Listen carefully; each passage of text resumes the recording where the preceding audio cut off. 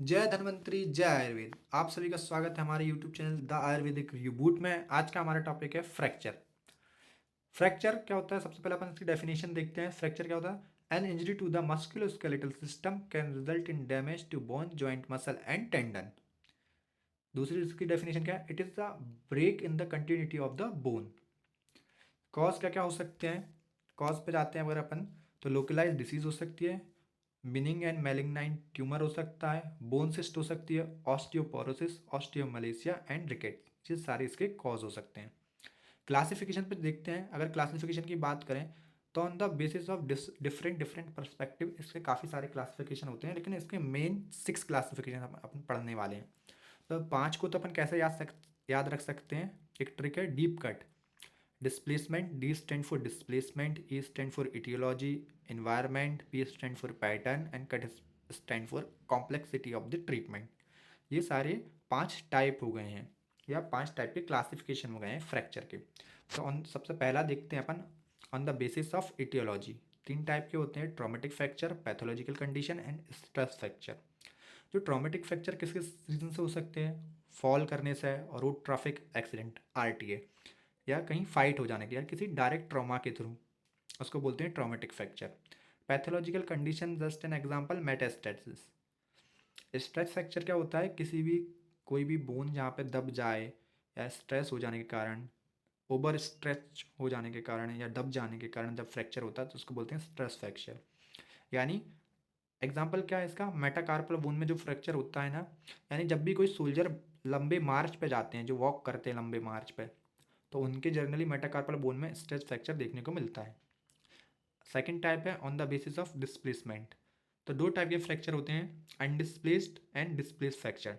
तो अनडिस्प्लेस में क्या होता है? जो अलाइनमेंट होता है ना बोन का, वो नॉर्मल होता है, यानी बोन अलाइनमेंट इज नॉर्मल। और डिस्प्लेस फ्रैक्चर में क्या होता है कि अलाइनमेंट इज नॉर्मल।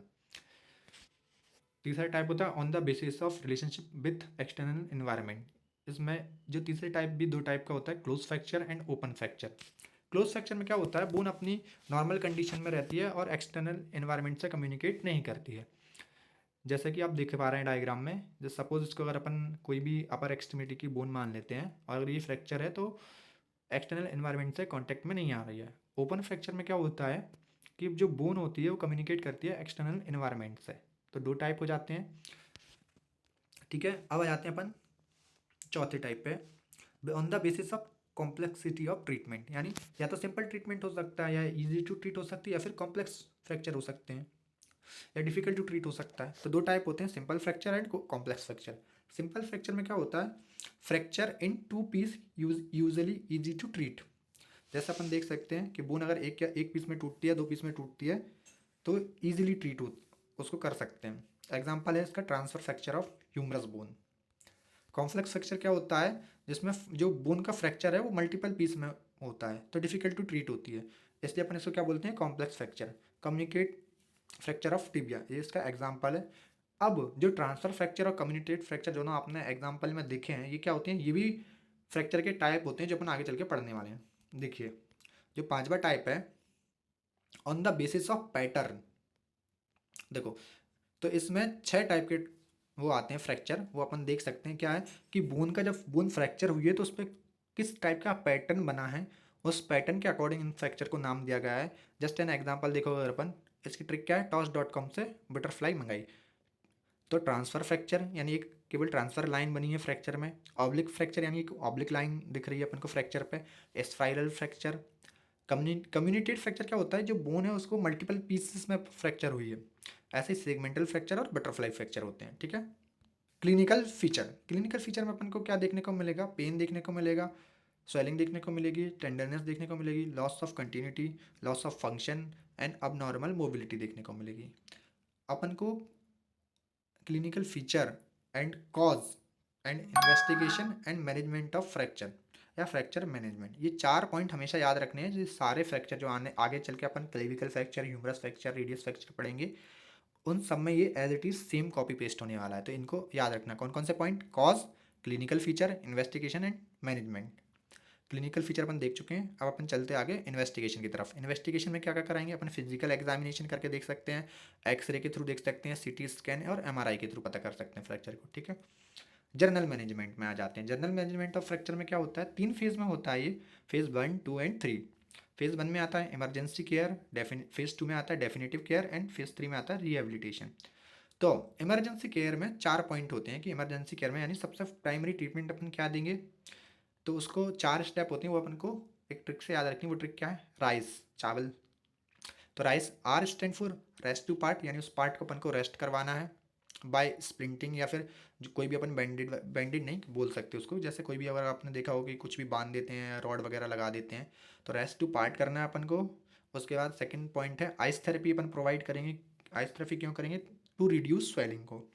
कंप्रेशन देंगे, कंप्रेशन किसके थ्रू दे सकते हैं, यानी दबाव कैसे दे सकते हैं, बैंडेड वगैरह के थ्रू दे सकते हैं। और राइस में ई जो है वो किसके लिए स्टैंड कर रहा है, एलिवेशन के लिए। एलिवेशन क्यों प्रोवाइड करना है, क्योंकि वहाँ पे ब्लड सप्लाई कम होगी, जितनी ज़्यादा ब्लड सप्लाई थोड़ी कम होगी उतनी ज़्यादा स्वेलिंग कम आएगी, तो रिड्यूस स्वेलिंग के लिए, ठीक है। उसके बाद आ जाते हैं, पहला पॉइंट अपना कंप्लीट हो चुका है emergency care.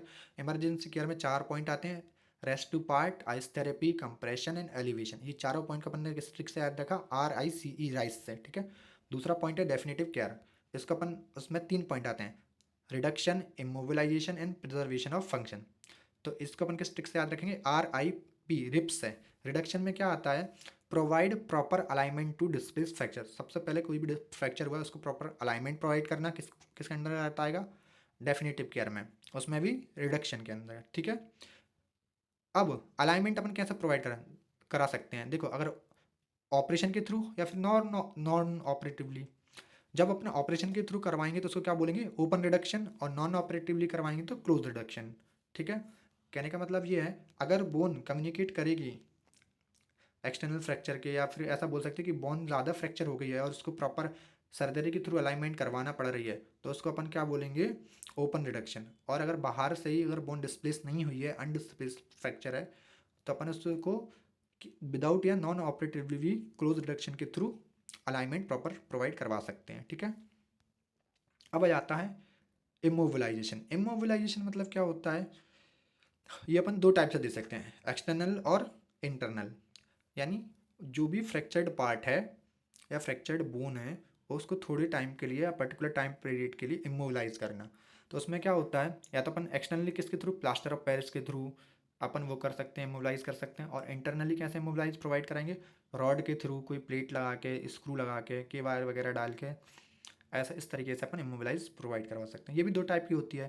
Plaster of Paris जो है वो नॉन ऑपरेटिवली लिया जाएगा, और जो रॉड, प्लेट, स्क्रू वगैरह ये ऑपरेटिवली आ जाएंगे। तीसरा पॉइंट है अपना preservation of function. Preservation of function अपन कैसे करेंगे, बाय फिजियोथेरेपी की हेल्प लेके कर सकते हैं, कि जो अपना वो पार्ट है रिजिड नहीं होना चाहिए, या अपन को लॉस ऑफ जो अपना मूवमेंट है वो मूवमेंट का लॉस नहीं होना चाहिए। तो ये सब चीज़ें अपन किसमें उस, या फिर जो अपना वुंड है उसकी कैसे प्रिजर्वेशन, वो कैसे केयर करेंगे, वो सारी चीज़ें प्रिजर्वेशन ऑफ फंक्शन इस पॉइंट के अंतर्गत आती हैं। आप देखें क्या क्या आती है उसके अंदर, एक तो हम फिजियोथेरेपी की हेल्प ले सकते हैं। In case of open fracture, यानी अगर कहीं ओपन फ्रैक्चर हुआ है तो हमको क्या क्या करना चाहिए, वुंड की प्रॉपर केयर करना है, प्रॉपर एंटीबायोटिक लेना है, TT वगैरह का इंजेक्शन वगैरह प्रॉपर लेना है। अब देखिए और कैसे कर सकते हैं प्रिजर्वेशन, बाय स्ट्रैपिंग के थ्रू, यानी कि कहीं भी फिंगर वगैरह में फ्रैक्चर होता है तो वहाँ पे एक बैंडेड बांधी जाती है जिसको अपन बोलते हैं स्ट्रैपिंग। स्लिंग क्या होती है, जब भी कोई अपर एक्सट्रीमिटी में फ्रैक्चर होता है, यानी किसी का हाथ टूटता है, like humerus fracture, radius ulna fracture होता है, तो आपने देखा हो कि गले में एक पट्टा डाल के चलते हैं जिसमें हाथ लटका होता है, तो उसको बोलते हैं स्लिंग, ठीक है। कास्ट इमोबिलाइजेशन देखा था, ये तो आपने कॉमन है, देखा ही होगा सब लोगों ने, कि POP का एक कास्ट बांध देते हैं हाथ पे, यानी प्रिजर्वेशन ऑफ फंक्शन के लिए, ठीक है। तीनों पॉइंट यानी जर्नल ट्रीटमेंट या जर्नल फ्रैक्चर मैनेजमेंट अपना कंप्लीट हो चुका है, जिसमें अपन ने इमरजेंसी केयर पढ़ लिया, डेफिनेटिव केयर पढ़ लिया। एक पॉइंट रह गया है रिहेबिलिटेशन, वो अपन देखते हैं रिहेबिलिटेशन कैसे करेंगे, कि रिहेबिलिटेशन क्या होता है, वो सारी चीज़ें, यानी इंजरी के बाद वो सारी चीज़ें, जब तक कि अपनी जो भी इंजर्ड पार्ट है उसका मैक्सिमम मूवमेंट ना होने लगे, जो भी चीज़ें की जाती हैं वो सारी किस में आती हैं, रिहेबिलिटेशन में आती हैं। जैसे जर्नल एक्टिव एक्सरसाइज आ गई, बहुत जेंटल होती है, एकदम जेंटल, या जर्नल एक्टिव एक्सरसाइज होती है। जेंटल एक्टिव एक्सरसाइज क्या होती है, बिल्कुल हल्की एक्सरसाइज करना, जिसमें जोर नहीं पड़ना चाहिए फ्रैक्चर पे, ठीक है, वरना अपन को उसके कॉन्सिक्वेंसेस झेलने पड़ सकते हैं। फिजियोथेरेपी की हेल्प ले सकते हैं, वो किसके लिए, रिहेबिलिटेशन के लिए, ठीक है। तो जर्नल फ्रैक्चर मैनेजमेंट के तीनों पॉइंट अपन ने कवर कर लिए, इमरजेंसी केयर, डेफिनेटिव केयर और रिहेबिलिटेशन, याद भी रख लिए, राइस के थ्रू, रिप के थ्रू। तो ये journal management, clinical feature, investigation और एक कॉज, ये चारों पॉइंट हमेशा याद रखना है, ये सारे फ्रैक्चर में कॉमन रहेंगे। जस्ट एन एग्जांपल मैं देता हूँ, जैसे सबसे पहला फ्रैक्चर है फ्रैक्चर ऑफ क्लेविकल यानी अक्षक भग्न। इसको आयुर्वेद में जत्रु भग्न या अक्षक भग्न के नाम से जाना जाता है। इसमें कुछ इंपॉर्टेंट पॉइंट क्या है, common fracture at all age group, यानी सारे एज ग्रुप में कॉमन होता है। Due to fall on the shoulder और आउटस्ट्रेच हैंड की वजह से ये हो सकता है, ठीक है। डायरेक्ट ट्रॉमा के कारण भी ये हो सकता है। ये 3 पॉइंट मेन है। उसके बाद इसका जो common site of the fracture क्या है क्लेविकल की, medial two third and lateral two third and, यानी जो मोस्ट कॉमन साइड है क्लेविकल फ्रैक्चर में वो 90% केसेस में यही देखी जाती है, medial two third and lateral two third and, ठीक है, लेटरल वन थर्ड एंड। इसके कॉज सेम रहेंगे। कॉज क्या है, मैंने यहाँ पे आपको बताए थे कि देखना, लोकलाइज डिसीज हो गई, बोन सिस्ट हो गई, ऑस्टियोपोरोसिस, ऑस्टियोमलेसिया रिकल हो गया, कॉज सारे सेम रहेंगे, क्लिनिकल फीचर सारे सेम रहेंगे, इन्वेस्टिगेशन सेम रहेंगी और ट्रीटमेंट भी सेम रहेगा। बस ट्रीटमेंट में कुछ एक्स्ट्रा पॉइंट क्या यूज़ होंगे, इसमें ट्रायंगुलर स्लिंज का उपयोग करते हैं अपन, और रिडक्शन में ORIF करते हैं, यानी ओपन रिडक्शन और इंटरनल फिक्सेशन। इंटरनल फिक्सेशन मतलब कोई भी रॉड, क्लैंप या स्क्रू के थ्रू पहले क्लेविकल को अलाइनमेंट प्रोवाइड करने के बाद वहाँ पर फिक्स करा जाएगा, ठीक है, उसको बोलते हैं ORIF। तो यहाँ पे अपना क्लेविकल फ्रैक्चर कंप्लीट होता है। उसके बाद आते हैं स्कैपुला फ्रैक्चर पे। ये काफ़ी ईजी है, अपन को केवल BMS के पर्सपेक्टिव से देखना है और उतना ही एग्जाम के पर्सपेक्टिव से अपन को याद करना है और लिखना है।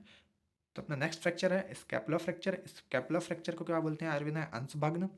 लेस कॉमन होता है due to fall on the shoulder and direct trauma के थ्रू हो सकता है, ये लेस कॉमन होता है। और जबकि क्लिविकल फ्रैक्चर क्या था, मोर कॉमन था और सारे एज ग्रुप में दिख रहा था। अब मोस्ट कॉमन साइट क्या होती है स्कैपुला फ्रैक्चर की, body, neck, एक्रोमियम process and coracoid process. ये बस सारे फ्रैक्चर में केवल अपन को मोस्ट कॉमन साइट और कुछ स्पेसिफिक पॉइंट ही याद रखना है, बाकी सब सेम है। अब देखिए क्लिनिकल फीचर, इन्वेस्टिगेशन, कॉज सारे सेम है, ट्रीटमेंट भी सेम है। यहाँ पे स्कैपुला फ्रैक्चर कंप्लीट होता है। अब आते हैं अपन फ्रैक्चर ऑफ ह्यूमरस, इसको बोलते हैं प्रकांडस्थि भग्न। Due to fall on the shoulder, direct trauma, due to outstretch hand. Outstretch hand के कारण 2 फ्रैक्चर हो रहे हैं, fracture of humerus and clavicle fracture, याद रखना ये चीज़। अब इसकी जो 7 मोस्ट कॉमन साइट होती हैं ह्यूमरस फ्रैक्चर की, कौन कौन सी होती हैं देखिए। ये तो सबसे पहला होती है फ्रैक्चर ऑफ ग्रेटर ट्यूबरोसिटी, पहले ग्रेटर ट्यूबरोसिटी का फ्रैक्चर, दूसरा है सर्जिकल नेक का फ्रैक्चर, फिर तीसरे नंबर पर साफ्ट का फ्रैक्चर, चौथे नंबर और चौथा, पांचवा, छठा, तीनों को सुप्रा, इंट्रा और lateral condylar, fracture of supra condylar, fracture of intra condylar, fracture of lateral condylar, इससे याद रखना, ठीक है। और लास्ट वाला जो है 7वां वाला, मीडियल एपिकॉन्डाइलर फ्रैक्चर, यानी 3 तो ये ऐसे ही याद हो जाएंगे, ग्रेटर ट्यूबरोसिटी, सर्जिकल नेक और साफ्ट के लिए याद रखना है क्योंकि साफ्ट का फ्रैक्चर तो मोस्ट कॉमन है। सर्जिकल नेक का याद रखना अपन को, एक ग्रेटर ट्यूबरोसिटी, बाकी तो 4 तो जो है, जो 3 कॉन्डाइलर हैं और एक एपिकॉन्डाइलर फ्रैक्चर है। तो ये बाकी इसके जो पॉइंट है, clinical feature, investigation and treatment, वो सारे सेम है। अगर आप सर्जरी की बुक में देखोगे तो पर्टिकुलर फ्रैक्चर का पर्टिकुलर कॉज दिया गया है, पर्टिकुलर रीज़न दिया गया है कि किस किस रीज़न की, किस किस कॉज की वजह से कौन कौन सा फ्रैक्चर देना। अपन को इतने डिटेल में नहीं जाना, अपन को केवल एग्जाम पर्सपेक्टिव से उतना ही पढ़ना जितने अपने सिलेबस में है, ठीक है। बाकी फ्रैक्चर अपन नेक्स्ट वीडियो में कवर करेंगे सारे। अगर आप इस वीडियो का नेक्स्ट पार्ट चाहते हैं तो please like share and subscribe.